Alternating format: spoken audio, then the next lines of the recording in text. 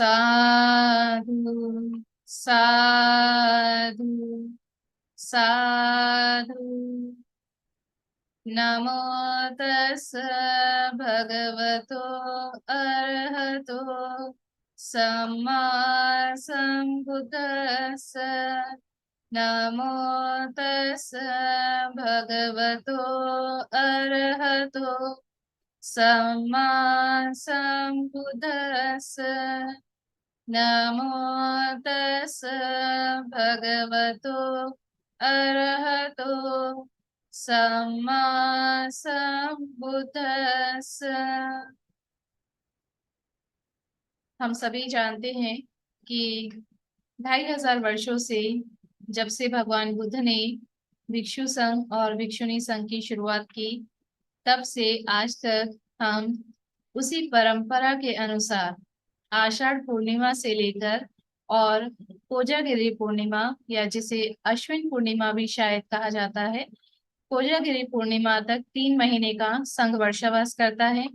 और उसके पश्चात का 1 महीना कोजागिरी पूर्णिमा से कार्तिक पूर्णिमा का 1 महीना आपका कठिन चीवर दान का रहता है, जिसके लिए कठिन चीवर को हम अगले शनिवार की क्लास में चर्चा करेंगे। लेकिन जो कोजागिरी पूर्णिमा है उसका क्या विशेष महत्व है, क्योंकि हम जानते हैं कि जितनी भी 12 महीने की 12 पूर्णिमाएं हैं उनका अपना एक विशेष महत्व है। आषाढ़ पूर्णिमा को संघ की शुरुआत भी हुई थी। भगवान बुद्ध ने सर्वप्रथम धम्मचक्कपवतन सूत्र वाराणसी के इसी पतन विद्याय में पंचवर्गीय भिक्षुओं को दिया और वहीं से संघ की शुरुआत होती है।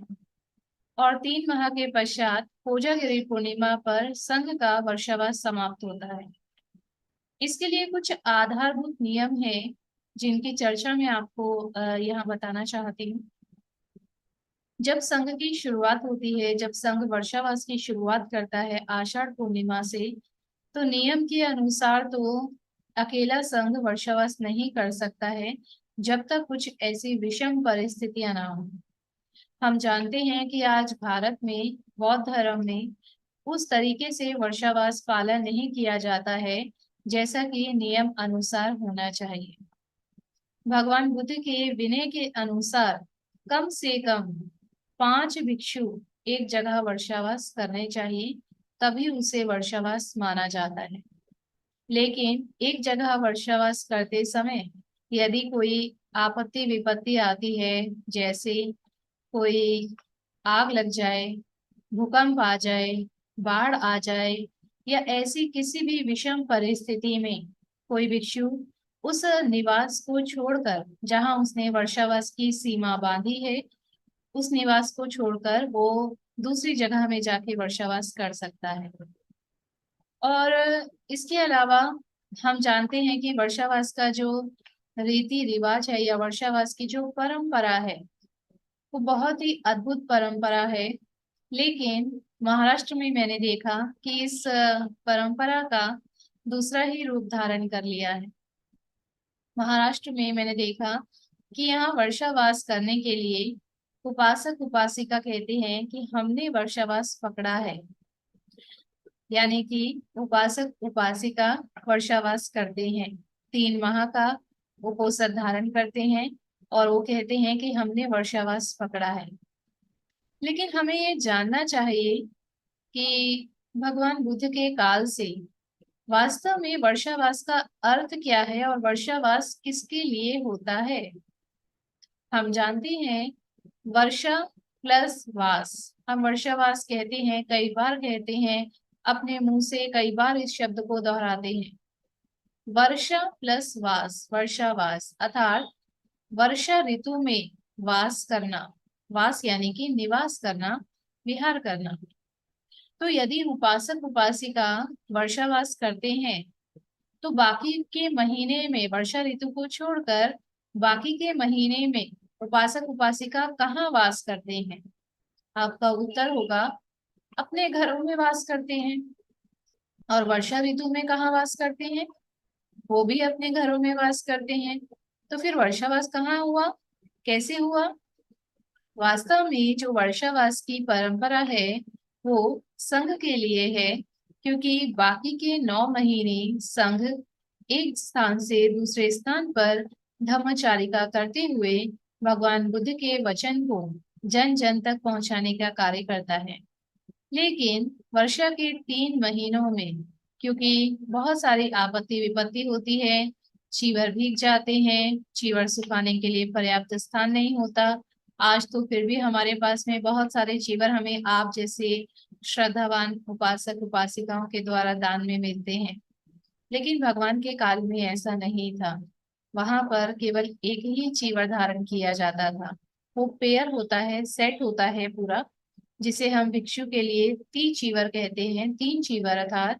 और भिक्षु के लिए पंच चीवर, भिक्षुनी के लिए पंच चीवर, जिसमें 5 प्रकार के सेट होते हैं। वो 3 और 5 का एक सेट बनता है पूरा। तो भगवान के काल में नियमित जो है एक चीवर होते थे, और बहुत ही कम मात्रा में चीवर उपलब्ध हो पाते थे, एक लिमिटेड था। लेकिन आज हमारे पास में बहुत सारे चीवर हैं। लेकिन भगवान के काल में जब वर्षावास में भगवान बुद्ध के समय में भिक्षुओं के चीवर भीग जाते थे बारिश से, तो उन्हें सुखाने के लिए पर्याप्त स्थान नहीं रहता था। और भी बहुत सारे कारण हैं। आपने कई बार सुना होगा, पढ़ा भी होगा। क्योंकि भिक्षु जब चारिका के लिए जाते थे तो बहुत सारे कीड़े मकोड़े दबकर मर जाते थे। भिक्षुओं की भी जान को खतरा होता था। कोई जहरीला कीड़ा मकोड़ा जो कि बारिश के मौसम में बहुत ज्यादा निकल कर आते हैं, कोई भी कीड़ा मकोड़ा भिक्षु को काट सकता था। और इसीलिए भिक्षु को हानि भी हो सकती थी, मृत्यु भी हो सकती थी, और अनेक अनेक कारण थे। इसीलिए भगवान ने कहा कि वर्षा के 3 महीनों में एक ही जगह रहकर वास करना, चारिका मत करना, एक ही जगह पर रह करके वास करके अभ्यास करना। अब आज आधुनिक युग की बात करें तो मैं अनुभव से बता सकती हूँ कि ये जो 3 महीने वर्षावास के होते हैं, ये संघ के लिए वास्तव में बहुत ही अद्भुत और अनमोल महीने होते हैं। क्योंकि बाकी के 9 महीनों में हम एक स्थान से दूसरे स्थान पर जाते हैं, कुछ दिन एक स्थान पर, फिर कुछ दिन दूसरे स्थान पर, और हर जगह हमें अपनी किताबें, अपना जो ग्रंथ है वो ले जाना संभव नहीं होता। दूसरी चीज, हर जगह अभ्यास करना संभव नहीं होता। लेकिन ये जो 3 महीने हमें एक ही स्थान पर रहने को मिलते हैं, तो जहां हम रह रहे हैं वहां 3 महीने तक हम अच्छे से ग्रंथों का अध्ययन कर सकते हैं। अभ्यास करने के लिए, स्वचिंतन के लिए, अपने आप में चिंतन के लिए हमें पर्याप्त समय मिलता है। साथ ही साथ उपासक उपासिकाओं को भी लाभ होता है, क्योंकि बाकी के 9 महीने में संघ उपलब्ध होगा या नहीं होगा, कोई संघ हमारे विहार में रहेंगे कि नहीं रहेंगे, इससे अच्छा ये जो 3 महीने मिल रहे हैं, इसमें हम जितना पुण्य अर्जित कर सकें, जितना हम दान कर सकें, जितना अपने शीलों को परिपक्व कर सकें, बार बार रिपीट करते करते, क्योंकि रोज क्षमा याचना करेंगे, रोज शील याचना करेंगे, तो हमारे शील परिपक्व होते जाएंगे। और जो शील हमसे टूटे हैं उसकी क्षमा याचना होती जाएगी, तो वो क्लिंस ऑफ, शुद्धिकरण भी होता जाएगा। साथ ही साथ संघ के रहने से रोज धर्म श्रवण करने को भी मिलता है। और यदि धर्म श्रवण करके पालन करने में, अनुसरण करने में उपासक उपासिकाओं को किसी प्रकार की बाधा आती है, तो वो बाधा के लिए मार्गदर्शन करने के लिए भी, उस बाधा से मुक्त होने के लिए मार्गदर्शन करने के लिए भी संघ आपके पास उपस्थित होता है। तो संघ के लिए भी ये 3 महीने बहुत ही महत्वपूर्ण होते हैं। उन्हें ज्यादा अभ्यास करने का, ज्यादा अध्ययन करने का, और गहन चिंतन करने का, स्वचिंतन करने का समय मिलता है, पर्याप्त समय मिलता है। और उपासक उपासिकाओं को भी दान करने का, शीलों को परिपक्व करने का, अच्छा मार्गदर्शन पाने का, निरंतर धर्म श्रवण करने का एक सुअवसर, दुर्लभ अवसर प्राप्त होता है। तो वर्षावास वास्तव में बहुत ही, ये 3 महीने बड़े ही पवित्र माने जाते हैं।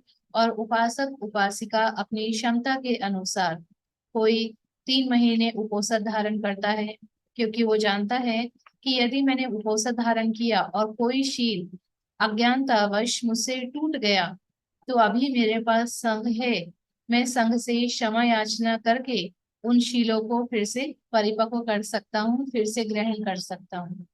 तो इसीलिए कोई कोई उपासक उपासिका अपनी क्षमता के अनुसार पूरे 3 महीने उपोषद शील ग्रहण करते हैं।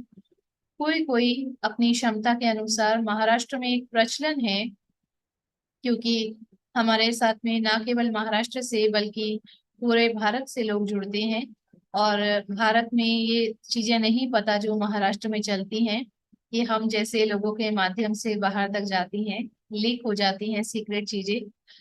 तो महाराष्ट्र में एक परंपरा है कि यहाँ पर 40 दिन के भी उपवास पकड़ते हैं।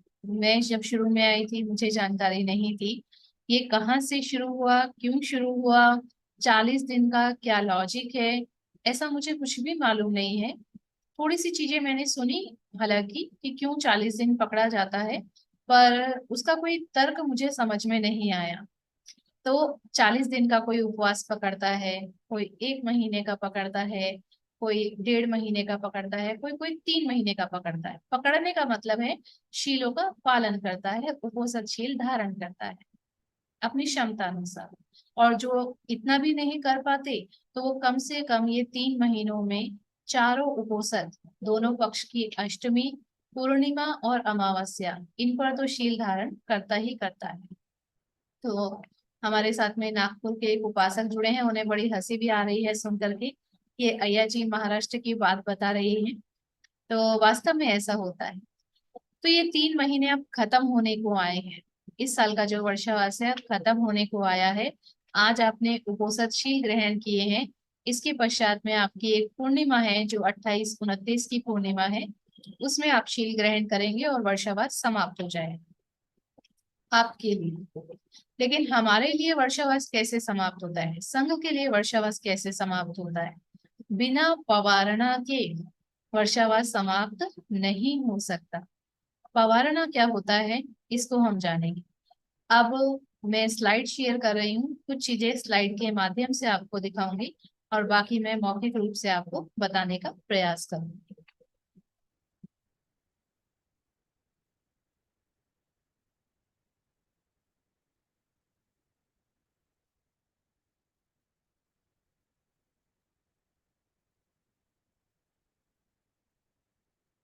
तो जैसा कि आप देख पा रहे हैं,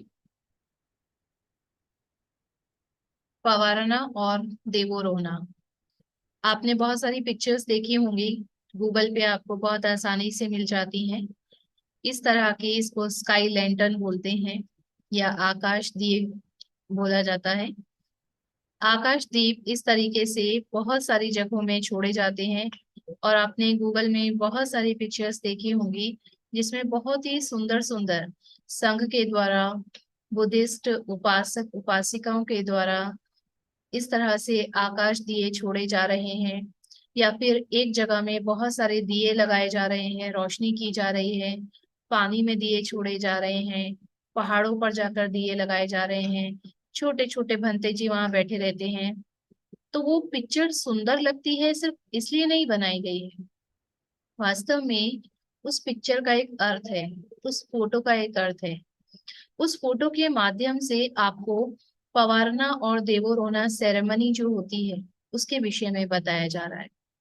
तो पहले देवोरोना की मैं चर्चा करती हूँ। देवोरोना के विषय में मैंने आपको पहले भी बताया था कि भगवान बुद्ध, क्योंकि पवारना तो हर वर्षावास में होती थी, भगवान बुद्ध के काल में जितने भी संघ थे जहां जहां वर्षावास करते थे वहां वहां पवारना होती थी।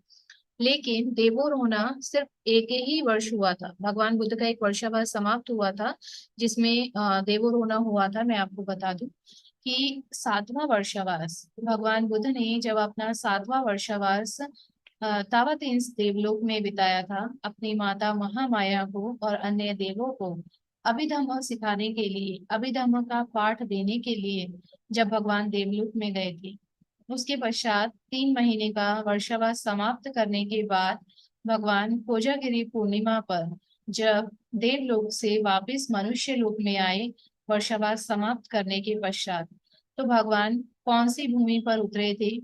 संकिसा की भूमि पर। शायद आप लोगों में से बहुत सारे लोग वहां जा चुके होंगे। संकिसा की भूमि पर उतरे थे। लेकिन ऐसा कहा जाता है कि भगवान के उतरने के लिए वहां के जो विष्णु कम्म देवता थे, विष्णु कम्म देवता ने 3 सीढ़ियों का निर्माण किया था।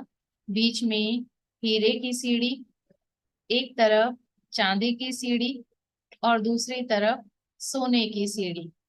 और उन्होंने भगवान को कहा कि भगवान, आप जिन भी सीढ़ियों से उतरना चाहें आप उतर सकते हैं। उस समय भगवान बीच की सीढ़ियों से उतर कर आए, हीरे वाली से। एक तरफ शक देवता भगवान बुद्ध के भोजन पात्र लिए हुए थे और दूसरी तरफ ब्रह्मा भगवान बुद्ध के ऊपर छतरी, जिसे हम छत्र कहते हैं, वो लिए हुए थे। और भगवान संकिसा से संकिसा में उतरे सबसे पहले मनुष्य भूमि में।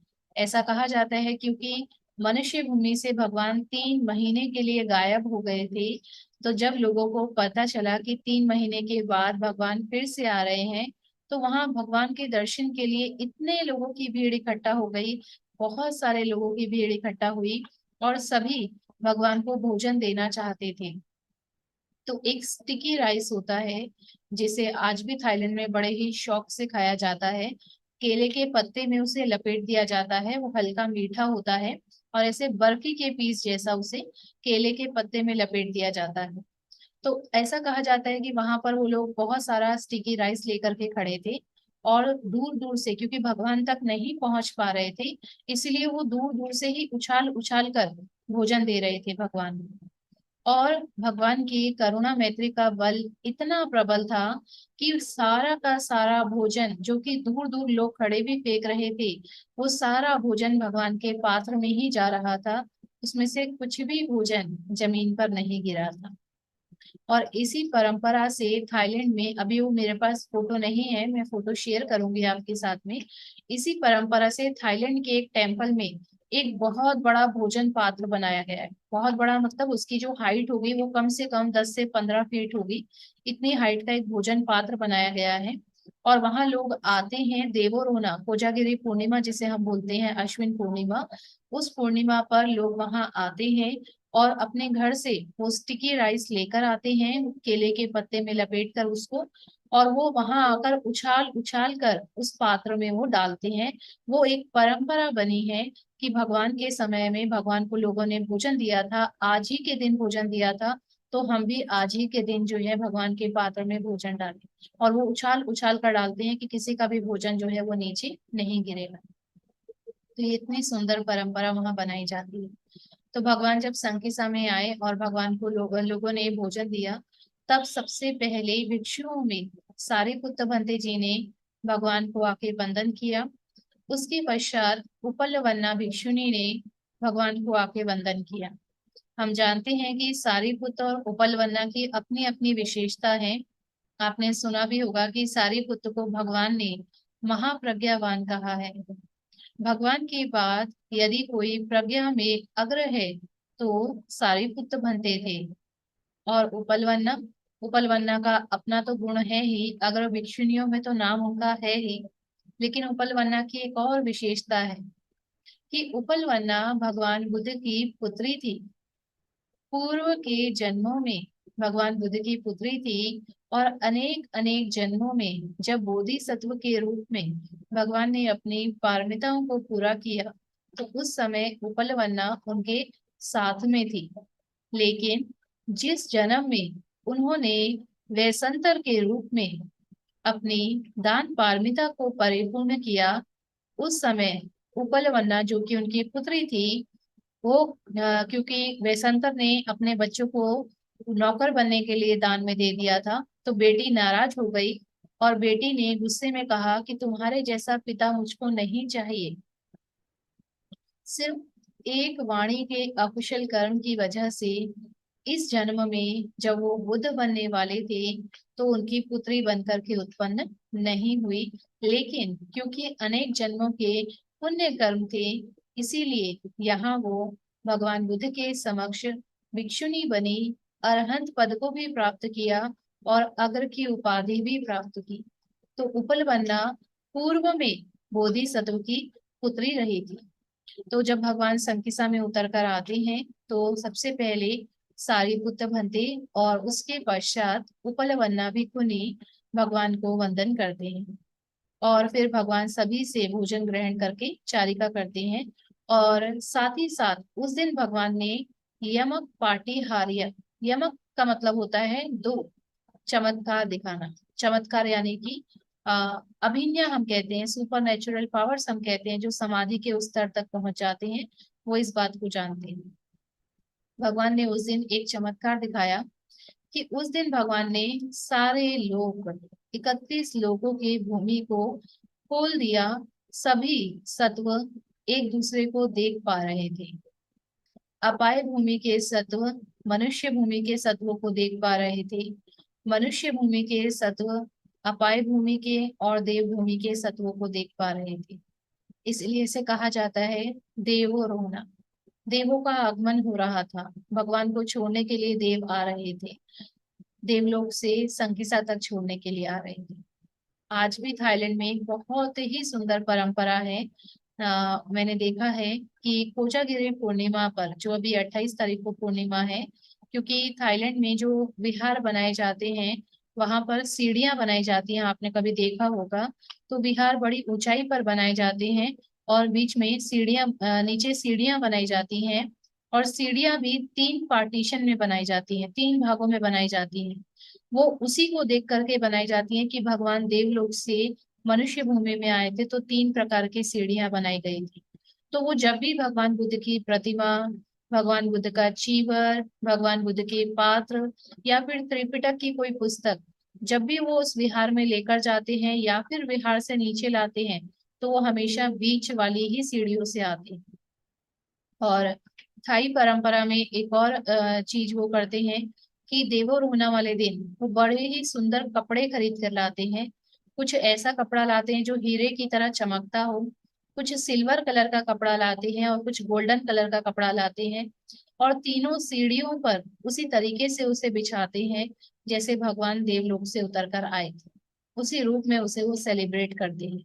इसके पश्चात बुद्ध की प्रतिमा को बीच वाली सीढ़ियों से लाया जाता है। लेफ्ट और राइट हैंड साइड में एक व्यक्ति को सप्त देवता बनाया जाता है, एक व्यक्ति को ब्रह्मा बनाया जाता है, एक व्यक्ति भगवान बुद्ध का पात्र पकड़ता है तो दूसरा भगवान बुद्ध के ऊपर छत्र पकड़ता है। और जब वो नीचे आ जाते हैं तो लोग दान लेकर के, भोजन दान के लिए लाइन से खड़े होते हैं। तो भगवान जब नीचे आते हैं तो संघ वहां दान, जो भोजन दान के लिए होता है, लाइन से चारिका करते हैं। मतलब जो उस समय का पूरा सिनेरियो था, जो पूरा दृश्य था, अद्भुत दृश्य था, उस अद्भुत दृश्य को थाईलैंड के लोग क्रिएट करते हैं, वैसे का वैसा दृश्य क्रिएट करने का प्रयास करते हैं। और वो वास्तव में बहुत ही सुंदर लगता है। तो ये देवो रोहना, इस दिन को हम लोग देवो रोहना के रूप में भी सेलिब्रेट करते हैं। साथ ही देवो रोहना तो एक वर्षावास की बात हुई। 7वें वर्षावास की, जब भगवान ने अपना 7वां वर्षावास देवलोक में बिताया था। लेकिन जो पवारना है, पवारना हर वर्षावास की समाप्ति पर प्रत्येक संघ के द्वारा किया जाता है। जैसा कि मैंने बताया आपको कि कम से कम 5 भिक्षु अथवा 5 भिक्षुनियां वर्षावास एक साथ करनी चाहिए। और वो पवारना करते हैं, वर्षावास की समाप्ति पर पवारना करते हैं। लेकिन आज हम देखते हैं कि या तो बुद्ध विहार ही नहीं है, और बुद्ध विहार है तो इतने लड़ाई झगड़े हैं, इतने वाद विवाद हैं कि वहां संघ रह ही नहीं पाता है। और अगर संघ रहता भी है तो छोटी छोटी एक एक कुटी बनी है हर विहार में, तो वहां केवल एक ही संघ रह पाता है। 5 भिक्षुओं की तो बात ही छोड़िए। तो ऐसा कोई बहुत ही कम विहार है ऐसे जहां पर जो संघ के विहार हो और जहां पर एक साथ वास्तव में सही तरीके से 5 अथवा 5 से ज्यादा भिक्षु भिक्षुनी वर्षावास कर सके। अलग अलग सीमा में करते हैं, भिक्षु अलग भिक्षुनी अलग, लेकिन कम से कम 5 की क्वांटिटी होनी चाहिए। लेकिन आज हमारे पास में वैसी सुविधाएं ही नहीं है जहां पर 5 भिक्षु अथवा 5 भिक्षुनियां एक साथ वर्षावास कर सके। इसीलिए हर भिक्षु और हर भिक्षुनी एक एक विहार में एक भिक्षु, दूसरे विहार में एक भिक्षु, तीसरे विहार में एक भिक्षु, इस प्रकार से वर्षावास करते हैं। तो अब वर्षावास समाप्ति के समय में वो पवारना कैसे करते हैं, इसको हम देखते हैं।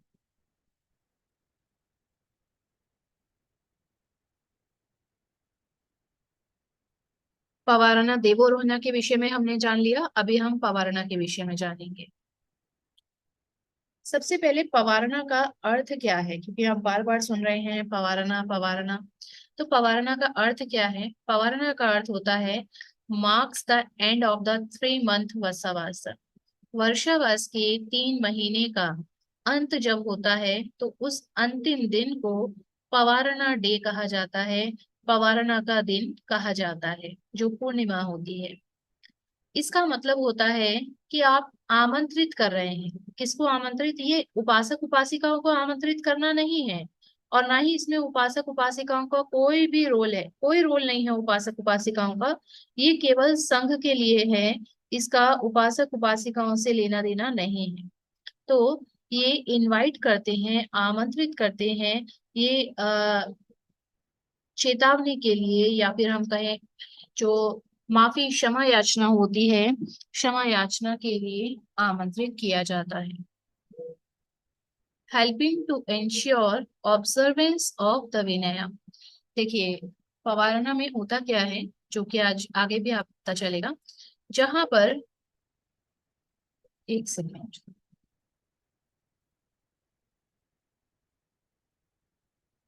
ओके, पवारना में संघ जब एक साथ में वर्षावास करता है तो संभावनाएं होती हैं, क्योंकि सभी संघ अरहंत नहीं होते हैं, और बहुत ज्यादा संभावनाएं होती हैं कि संघ के बीच में भी वाद विवाद उत्पन्न हो सकता है।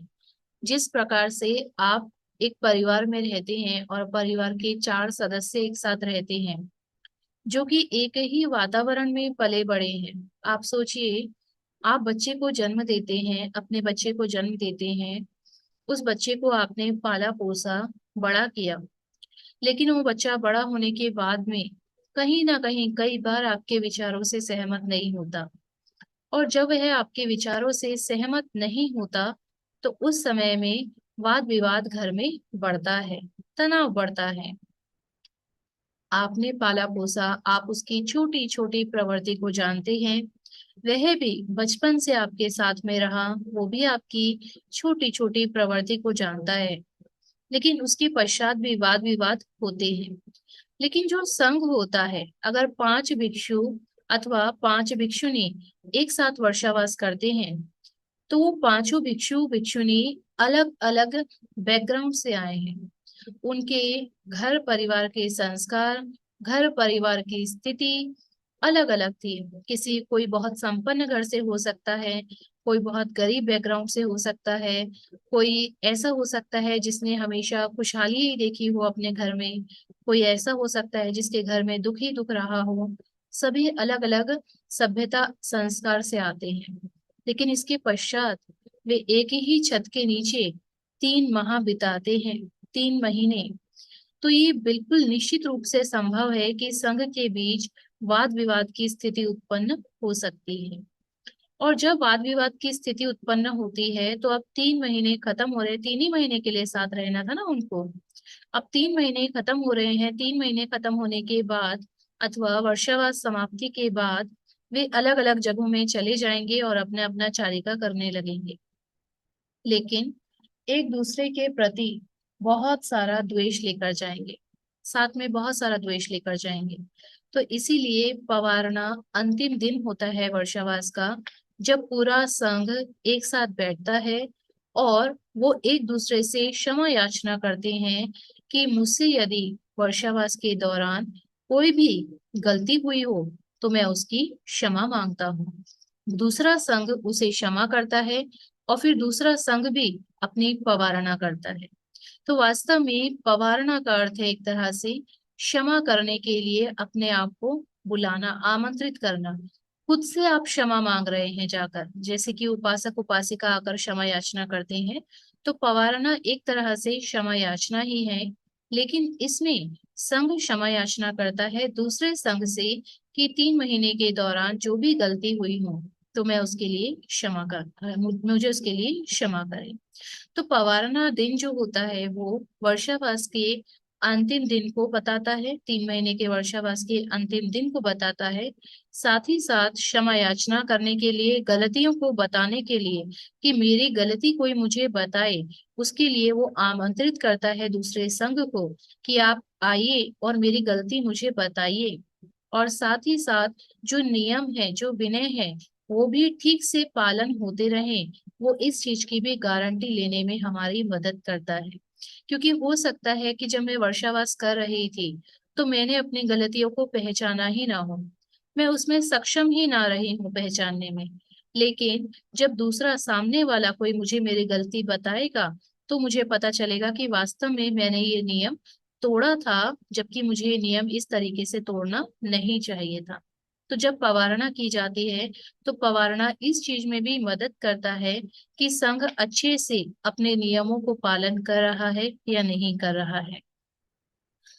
An invitation to one's monastic colleagues to give admonishment for any offenses committed during the 3 month retreat when monastic members live together communally। ये वही है कि पवारना एक इनविटेशन है, एक आमंत्रण है कि आओ और मेरी गलती बताओ, आओ और मेरी गलती बताओ, मैं क्षमा मांगूंगा। ये एक इस तरीके से है क्योंकि 3 महीने में संभव है कि कोई शील टूट सकता है, छोटे मोटे नियम टूट सकते हैं, या कोई भी लोभ द्वेष मोह उत्पन्न हो सकता है। तो दूसरा संघ से वो खुद पूछते हैं कि मुझे मेरी गलती बताओ। और अगर संघ को कोई गलती पता होता है तो दूसरा संघ उसे गलती बताते हैं और उसके बाद में उससे क्षमा भी करते हैं उस गलती के लिए। फिर दूसरा संघ भी सभी के सामने बैठकर अपनी गलती पूछता है, फिर तीसरा भिक्षु भी अपनी गलती पूछता है, फिर चौथा भी, फिर पांचवा भी। इस तरीके से लाइन से वो सभी एक एक करके अपनी गलतियां पूछते हैं और क्षमा याचना करके वो क्लींस ऑफ करते हैं, अपने आप का शुद्धिकरण करते हैं। इसमें छोटे छोटे नियमों का शुद्धिकरण किया जा सकता है, बड़े बड़े नियमों का शुद्धिकरण नहीं किया जा सकता। और ये जो शुरुआत होती है पवारणा की, ये सबसे सीनियर भिक्षु से होती है। यदि 5 भिक्षु वर्षावास कर रहे हैं अथवा भिक्षुनी वर्षावास कर रहे हैं, उसमें जो सबसे सीनियर भिक्षु अथवा भिक्षुनी होंगे, सबसे पहले वो पवारणा करते हैं बाकी संघ से। और बाकी संघ यदि उनकी कोई गलती होती है तो उनकी गलती बता करके उन्हें क्षमा करते हैं, गलती नहीं होती तो उन्हें बताते हैं कि आपने कोई भी गलती वर्षावास के दौरान नहीं की।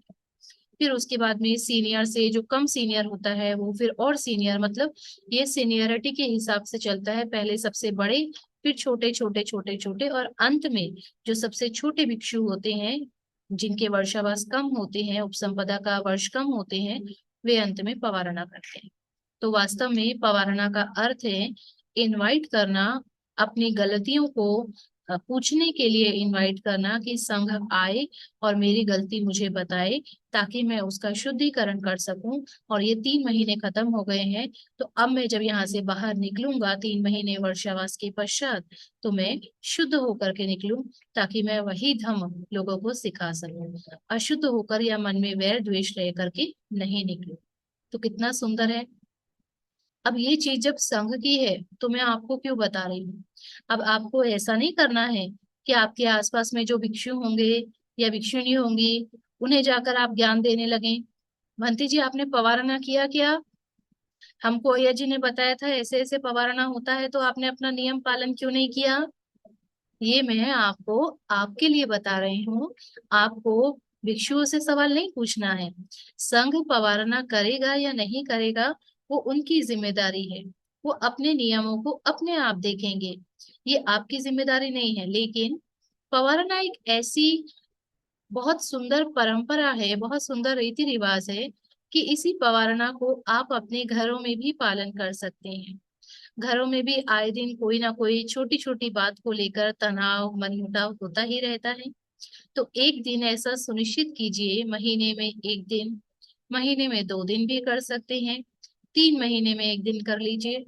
जब आप सारे परिवार को एक साथ बैठाकर और एक एक करके इनवाइट कीजिए खुद से कि यदि इस दौरान में पिछले 15 दिनों में अथवा पिछले 1 महीने में यदि मुझसे कोई गलती हुई हो तो मुझे परिवार के सदस्य क्षमा करें। और ये क्षमा याचना के लिए घर के जो सबसे आदरणीय हैं, जो सबसे ज्येष्ठ हैं, वरिष्ठ हैं, उनसे ही शुरुआत होनी चाहिए। क्योंकि यदि वे ऐसा करेंगे तो निश्चित रूप से उनके घर के बच्चे भी इसी परंपरा को सीखेंगे, और उसको जो परंपरा जो बच्चे पालन करेंगे तो उससे अहंकार भी उनका कम होगा। तो ये हमारा पवारना का अर्थ था। अब हम आगे बढ़ते हैं। भगवान बुद्ध क्या कहते हैं इसके लिए। भगवान कहते हैं, भिक्खुस, when they have finished their vasa residence, hold pavarna with each other in these three ways. पवारना, भगवान कहते हैं कि भिक्षुओं, जब तुमने अपना वर्षावास समाप्त कर लिया तो तुम्हें पवारना करनी चाहिए एक दूसरे के साथ बैठकर। तीन तरीकों से पवारना करनी चाहिए। कौन से तीन तरीके हैं? पहला, व्हाट हैज बीन सीन, तुमने वर्षावास के दौरान में क्या क्या देखा। जैसे कि मैं अगर बाकी भिक्षुनियों से पूछ रही हूँ कि यदि इन 3 महीने में मुझसे कोई गलती हुई हो तो मुझे क्षमा करें, अब वो मेरी कौन कौन सी गलती बताएंगे। व्हाट हैज बीन सीन, जो उन्होंने अपनी आंखों से देखा मुझे गलत करते हुए, उसके लिए पवारना करनी चाहिए। दूसरा, व्हाट हैज बीन हर्ड, जो उन्होंने सुना कि मैंने कुछ गलत शब्द बोले और उन्होंने अपने कानों से सुना, तो उसके लिए पवारना मैं करूंगी, उसके लिए मैं क्षमा याचना मांगूंगी, वो उसके लिए मुझे कह सकते हैं।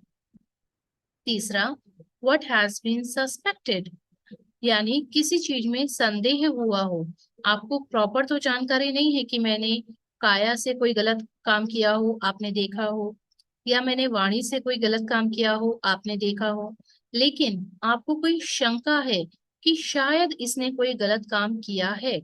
जैसे कि एक नियम में भी आता है, बड़ा ही साधारण सा नियम है कि यदि कोई भिक्षु एक उपासिका के साथ में या कोई भिक्षुनी एक उपासक के साथ में अलग से बैठे हैं, दूर लोगों को नजर तो आ रहे हैं लेकिन वो क्या बातें कर रहे हैं वो सुनाई नहीं दे रहा, तो हो सकता है जो लोग उन्हें देख रहे हैं उनके मन में कुछ शंकाएं उत्पन्न हो सकती हैं। तो वो शंकाएं क्या है?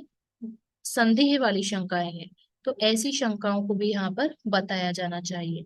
तो भगवान कहते हैं कि जब पवारना होती है तो भिक्षुओं, पवारना के समय तीन चीजों का जिक्र तुम्हें करना चाहिए। जो भिक्षु पवारना कर रहा है, जो क्षमा याचना कर रहा है या अपनी गलती के लिए आपसे पूछ रहा है, तो उसको आपको तीन तरीके से पवारना करनी है। पहला, व्हाट हैज बीन सीन, कि तुमने क्या क्या देखा उस भिक्षु के प्रति, कि उसने क्या क्या गलत किया, तो वो तुमको बताना है। दूसरा, व्हाट हैज बीन हर्ड, तुमने क्या क्या सुना, उस भिक्षु ने क्या क्या गलत कहा तुमने सुना, वो बताना है। और तीसरा, व्हाट हैज बीन सस्पेक्टेड, तुमने क्या क्या संदेह किया कि वो भिक्षु ने शायद ऐसा ऐसा किया होगा या शायद ऐसा ऐसा कहा होगा। तो यदि कोई चीज की शंका तुम्हारे मन में है तो वो शंका को भी यहाँ पर जिक्र करना चाहिए। Hence, it will result that you will live in accord with each other. तो इसका परिणाम यही होगा कि तुम सभी एक दूसरे के साथ में मिल करके रहे। That you atone for the offenses you have committed, और तुम्हें जो तुम्हारी गलतियां हैं, जो भी तुमने अपराध किए होंगे वर्षावास के दौरान में, तुम्हें उसकी सजा मिल रही है या उसके लिए क्षमा याचना मिल रही है, क्योंकि तुम उसका प्रायश्चित कर रहे हो यहाँ पर एक तरह से। And that you keep the rules of discipline before your eyes, और अब तुम्हें ये भी पता चल जाएगा कि तुम अनुशासन के नियमों को अर्थात विनय को अपनी आंखों के सामने रखोगे, हमेशा कभी भी उसे अनदेखा नहीं करोगे। तो भगवान कहते हैं कि ये तीन प्रकार से हमें हमेशा करना ही चाहिए।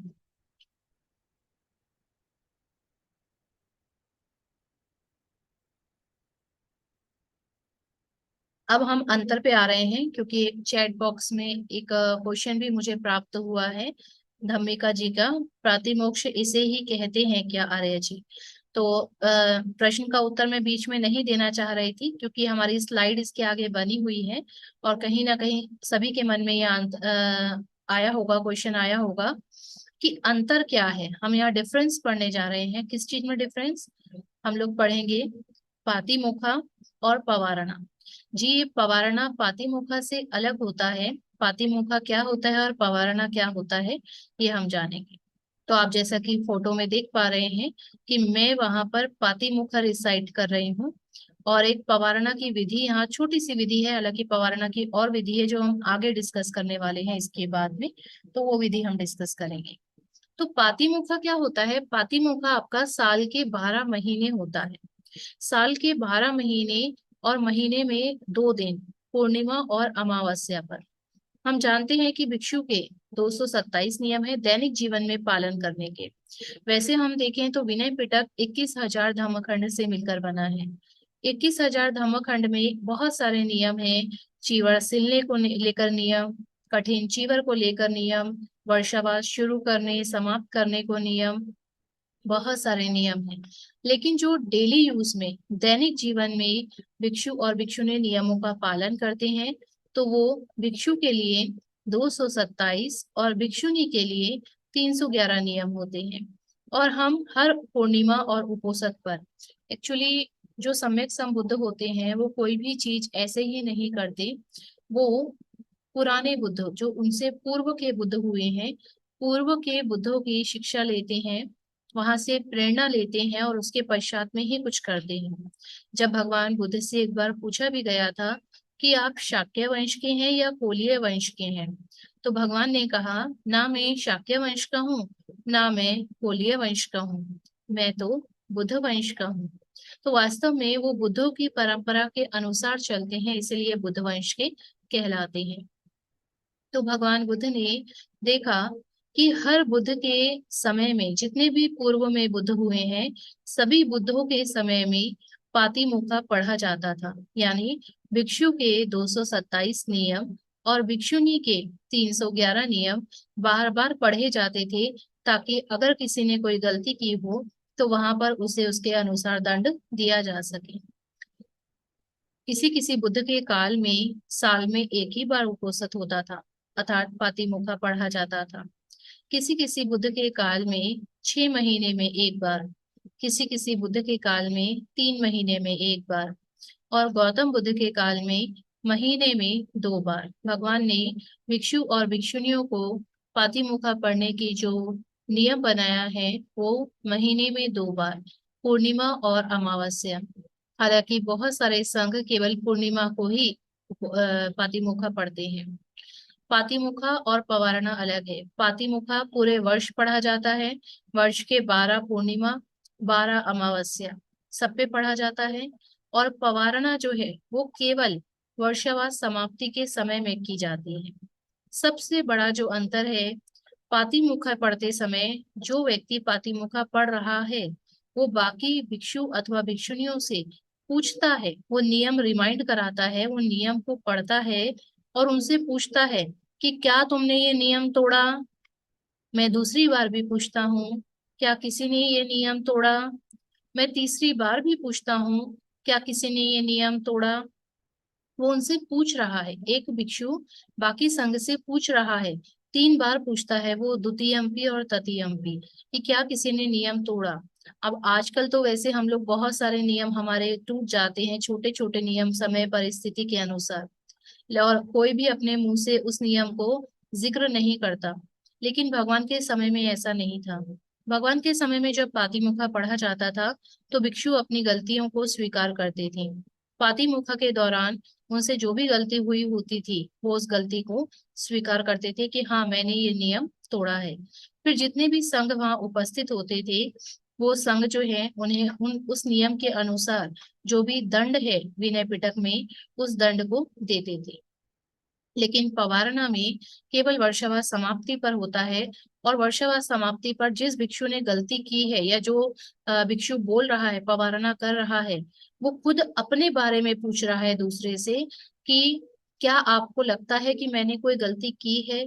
यदि किसी को लगता है कि मैंने कोई गलती की है, यदि किसी ने मुझे कुछ गलत करते हुए देखा हो, गलत करते हुए सुना हो, या किसी के मन में ऐसी शंका हो कि मैंने कुछ गलत किया अथवा कहा है, तो आप मुझे बताएं, और बताएंगे तो मैं उस पर अपना जस्टिफिकेशन अर्थात अपना स्पष्टीकरण दूंगा, और स्पष्टीकरण ना दे पाया तो मैं क्षमा याचना भी करूंगा। आप मुझे क्षमा करें या उसके अनुसार दंड दें। तो पातिमुखा और पवारना में ये बहुत बड़ा अंतर है। आप समझ पा रहे होंगे कि पहला पातिमुखा साल के 12 महीने होता है, 12 पूर्णिमा 12 अमावस्या, पवारना वर्ष में केवल एक बार होता है, वर्षावास समाप्ति पर। पातिमुखा में एक भिक्षु बाकियों से पूछता है कि क्या तुमने कोई गलती की क्या? जो मैं नियम बता रहा हूँ उस नियम में से क्या तुमने ये कोई नियम तोड़ा है क्या? पहली बार भी, दूसरी बार भी, तीसरी बार भी पूछता हूँ। और पवारना में जो भिक्षु पवारना कर रहा है वो खुद दूसरों से पूछ रहा है कि क्या आपने मेरे को कोई गलती करते हुए देखा अथवा सुना क्या? ये अंतर सबसे बड़ा है। तो Patimokkha, the disciplinary precept of the monastic order, each monastic is invited to prostrate before their fellow bhikkhu monks or bhikkhuni nuns while the Patimukha is recited. Patimukha encourages each sangha member to examine their own behavior. पातिमुखा संघ के बीच में उनको उत्साहित करता है अथवा प्रोत्साहित करता है कि वे अपने आचरण को स्वयं चिंतन मनन कर सके कि अरे हाँ हाँ, ये नियम था, मैंने तो ये नियम तोड़ दिया, तो मुझे यहाँ पर अभी बताना पड़ेगा कि मैंने ये नियम तोड़ा। तो वो क्या कर रहे हैं, स्वयं चिंतन कर रहे हैं, नियम को रिमाइंड कर रहे हैं कि ये तो नियम था लेकिन मैंने तो ये नियम तोड़ा है, मुझे तो ये नियम पता ही नहीं था। तो वो स्वयं को रिमाइंड कराते हैं और स्वयं को एग्जामिन करते हैं, स्वचिंतन करते हैं अपने आप में कि क्या मैंने ये नियम तोड़ा अथवा नहीं तोड़ा। और पवारना इज अ रिचुअल परस्विट। पवारना एक जो है परंपरा है, एक रीति रिवाज है। Pavarana encourages monastic to evaluate one another's conduct. Pavarana जो है वो पूरे संघ को प्रोत्साहित करती है कि वो एक दूसरे के आचरण को जांचे। यहाँ पातिमुखा में क्या हो रहा है, हम स्वयं अपने आचरण को जांच रहे हैं। पवारना में हम दूसरे के आचरण को जांचेंगे, उसको बताएंगे कि हाँ तूने ये गलती की थी। From the Pavarana, we can understand the ceremony as an expression of the Sangha's collective adherence to discipline, and by observing Pavarana, Sangha members can gain insight into the nature of disciplined action.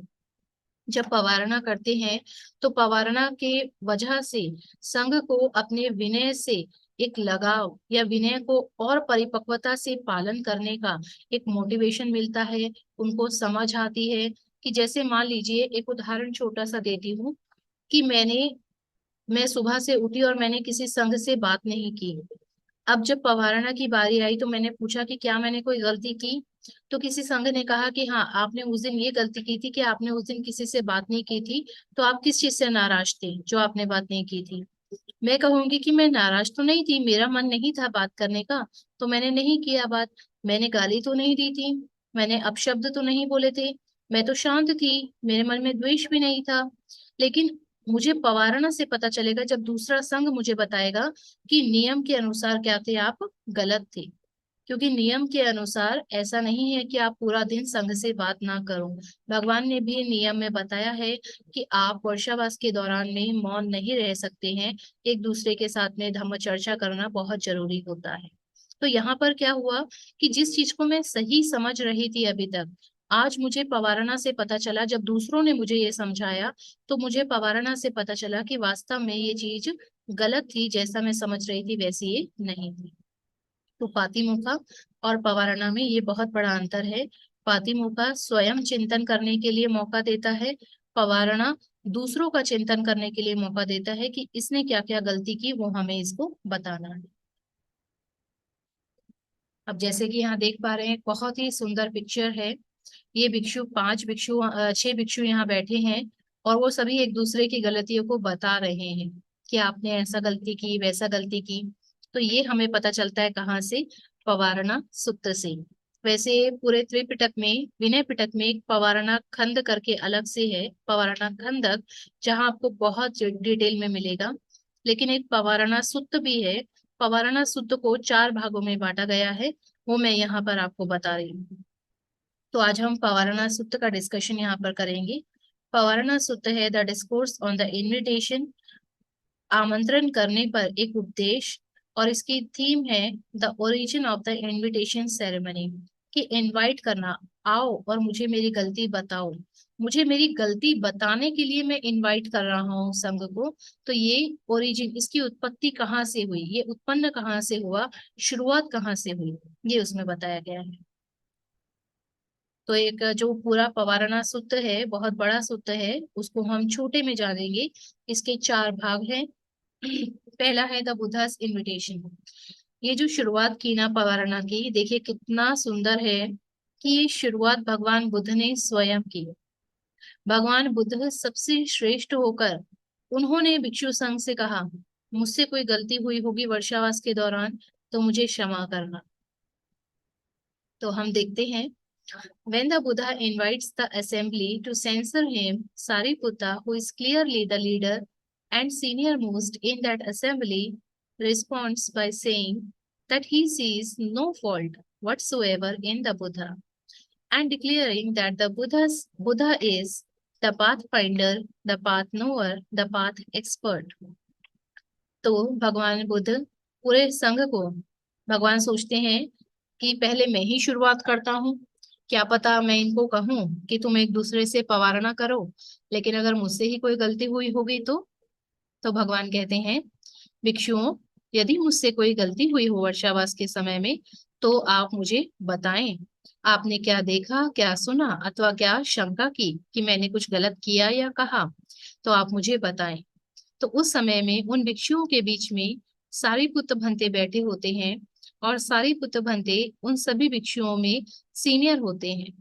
Sariputta Bhante अपनी आसन से उठते हैं और भगवान से कहते हैं, भगवान, हम आपके भीतर कोई भी गलती नहीं देखते, कोई भी दोष नहीं देखते, बल्कि आप तो हमारे पथ प्रदर्शक हैं। आपने ही ये मार्ग हमें दिखाया, आपने ही इस मार्ग की खोज की, आप ही इसका सही मार्ग जानते हैं, और आप इसमें एक्सपर्ट भी हैं, अनुभवी भी हैं, तो इसीलिए आपसे कोई भी गलती नहीं हुई। इसके बाद सारिपुत्र को लगता है कि जब भगवान सभी में श्रेष्ठ होते हुए भी ऐसे क्षमा याचना कर सकते हैं या माफी मांग सकते हैं, तो मैं क्यों नहीं कर सकता। तो सेकंड पार्ट जो सुत्त का आता है, वो सारिपुत्त का इनविटेशन आता है, अर्थात सारिपुत्त भंते पवारना करते हैं। Sariputta in turn invites the Buddha to sensor him. अब सारिपुत्त किससे क्षमा याचना कर रहे हैं? भगवान बुद्ध से। भगवान से कहते हैं कि भगवान, यदि मेरे अंदर कोई गलती दिखी हो तो आप मुझे बताएं। तो बुद्धा क्या कहते हैं? भगवान बुद्ध कहते हैं, the Buddha answers that he sees no fault whatsoever in Sariputta and praises him for his great wisdom। भगवान कहते हैं, सारिपुत्र, मुझे तुम में कोई भी दोष नहीं दिखाई देता। इस वर्षावास के काल में भी तुमने कोई भी ऐसा कार्य नहीं किया जो दोषी हो। और भगवान ने वहां पर सारिपुत्र की प्रज्ञा का भी वर्णन किया, और उसके लिए सारिपुत्र की प्रशंसा भी की कि यदि मेरे बाद में कोई प्रज्ञा में अग्र है तो सारिपुत्र ही है। सारिपुत्र भंते का एक छोटा सा एक सीन आता है, इसी सूत्र का एक अंग है छोटा सा, जो कि मैंने यहाँ मेंशन नहीं किया है। सारिपुत्र भंते अरहंत थे और भगवान बुद्ध के बाद प्रज्ञा में सबसे अग्र थे, लेकिन वो इतना विनम्र भाव के थे कि एक बार एक छोटे से श्रामणेर ने, सारिपुत्र भंते ने अपना चीवर धोकर के सुखाया, और चीवर का एक किनारा थोड़ा सा मुड़ा हुआ था। तो वो छोटे से श्रामणेर ने सारिपुत्र भंते से कहा, भंते, क्या आपको दिखता नहीं आपका चीवर मुड़ा है? सारिपुत्र चीवर की तरफ मुड़ते हैं, अपना चीवर सीधा करते हैं जो सूख रहा होता है, धुला हुआ होता है, और वापस उस श्रामणेर की तरफ मुड़ते हैं और श्रामणेर के सामने हाथ जोड़कर कहते हैं, मुझे क्षमा करें, आज से आप मेरे गुरु हैं, आपने मुझे एक छोटी सी चीज बताई। कोई भी व्यक्ति हमें जीवन में छोटी सी भी चीज बताता है तो वो हमारा टीचर हो जाता है। आज से मैं आपको अपने टीचर के रूप में स्वीकार करता हूँ। सोचिए जरा, सारिपुत्र भंते भगवान बुद्ध के दायां हाथ माने जाते थे, भगवान ने उन्हें अपना दायां हाथ कहा है, और प्रज्ञा में सबसे अग्र अरहंत भिक्षु, एक साधारण से श्रामणेर जो कि उम्र में भी कम है, अरहंत भी नहीं है, और एक साधारण श्रामणेर है, भिक्षु भी नहीं है अभी, उनको गलती जब उन्होंने बताई तो उन्होंने उस श्रामणेर से माफी मांगी और ये भी कहा कि मैं आज से आपको अपना टीचर के रूप में स्वीकार करता हूँ। क्या हम में से कभी कोई ऐसा करता है? अरे हम तो वहां अकड़ जाते, लड़ाई झगड़ा करते, तुम्हारी हिम्मत कैसे हुई बताने की? मैं तुमसे बड़ा हूँ, तुम ऐसे कैसे मुझसे बात कर सकते हो? हम तो बहुत कुछ कह जाते हैं उसको, लेकिन ये सारिपुत्र भंते का प्रज्ञा ही थी जो उन्हें इतना विनम्र बनाती थी। तो प्रज्ञा कहते हैं ना, ज्ञान का अहंकार नहीं आना चाहिए। लोगों को अपने ज्ञान का अहंकार आता है, लेकिन अहंकार का ज्ञान नहीं पता होता। तो इसीलिए सारिपुत्र बहुत ही, वास्तव में बहुत ही प्रज्ञावान थी।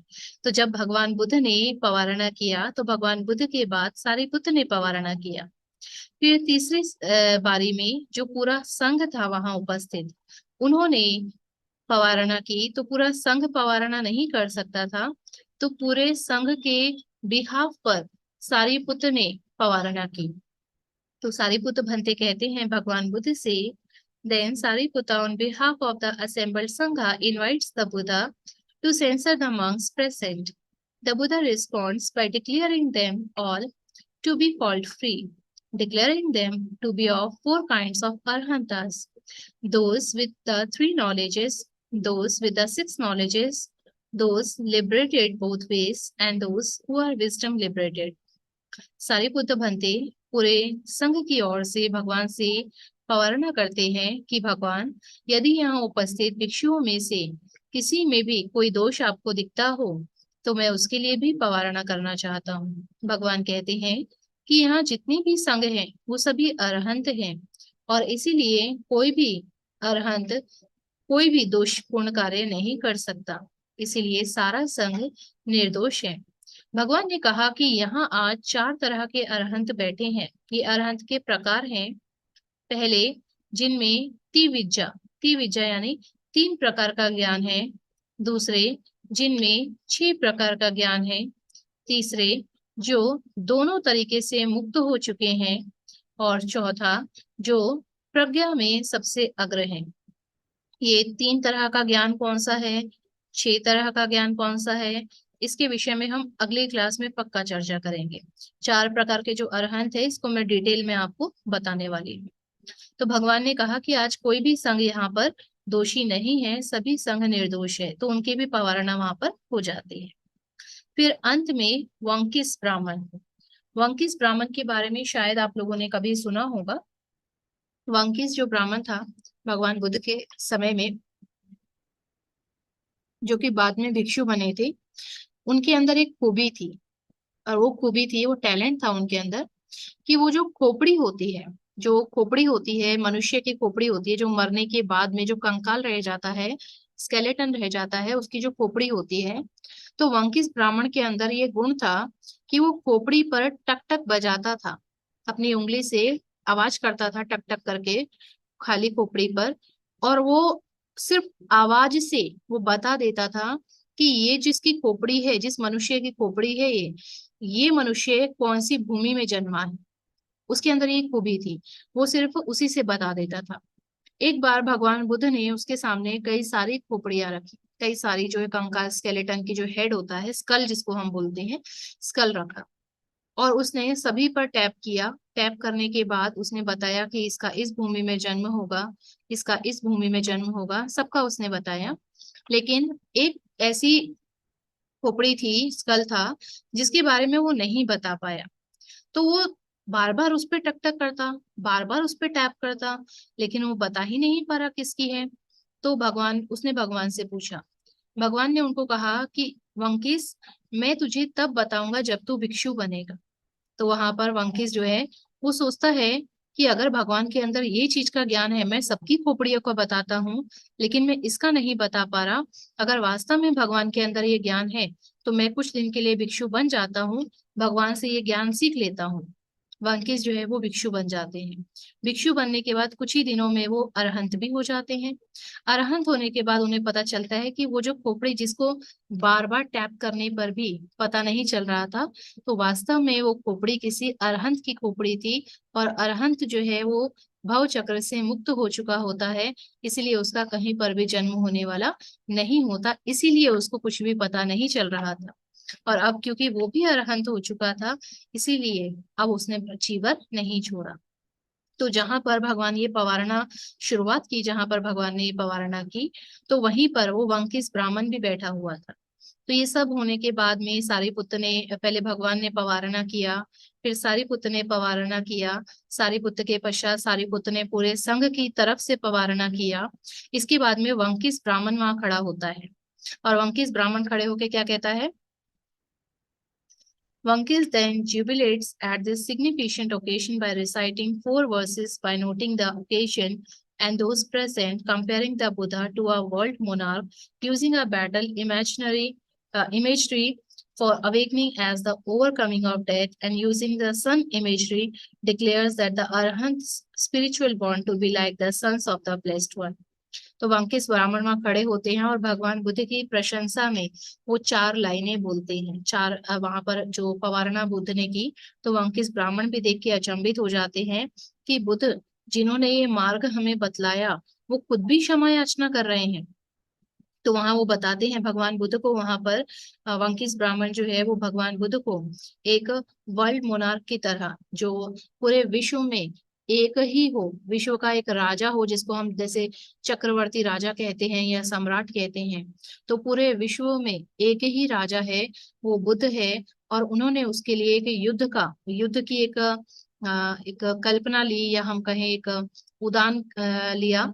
और उन्होंने कहा कि जिस प्रकार युद्ध में सभी मार गिरते हैं, मृत्यु हो जाती है, और वो विजय प्राप्त कर लेता है, कोई सम्राट होता है वो सभी को मार कर विजय प्राप्त कर लेता है, ऐसे ही भगवान ने सभी के, अपने तो लोक द्वेष मोह को मारा ही, नष्ट किया ही, लेकिन सभी के, कितनों के लोक द्वेष मोह को नष्ट करके वो जो है सम्राट बन चुके हैं। तो इस तरह से वो तुलना करता है, और साथ ही साथ में वो कहता है कि हम सभी जो हैं, जिन्होंने अपने इन बंधनों को तोड़ दिया है, हम जो अरहंत हैं, हम सभी जो है वो पुत्र की तरह हैं, भगवान के पुत्र की तरह हैं।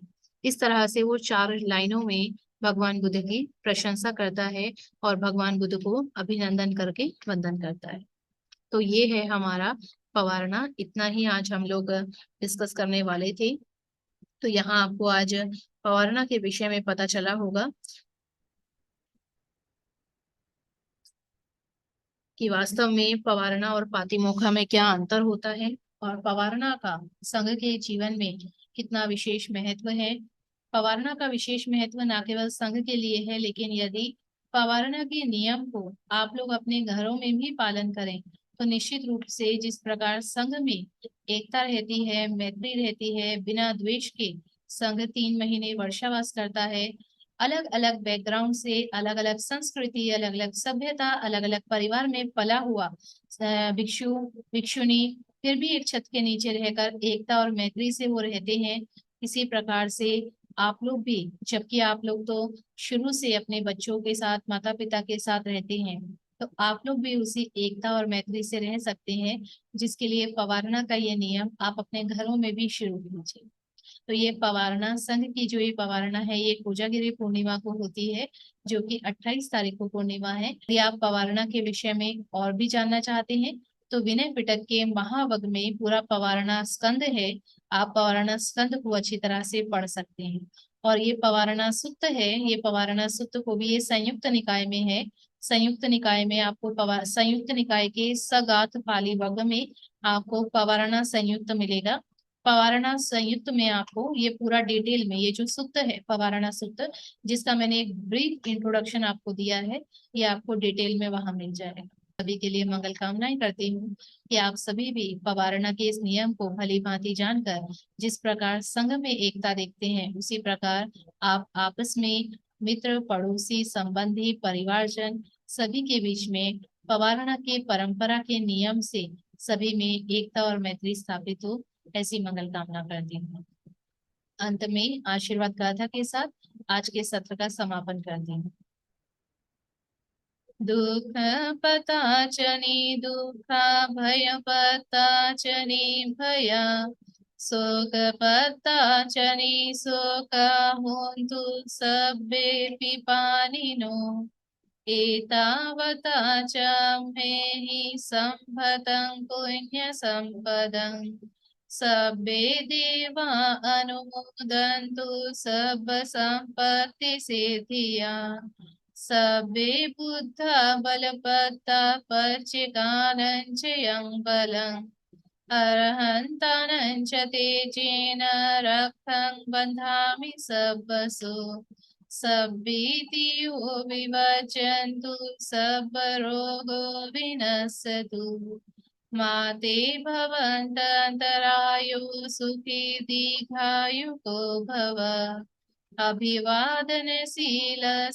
नित्यं बुद्धापचायिनो चत्तारो धम्मा वर्धन्ति आयुवन्नो सुखं बलन्ति साधु साधु साधु।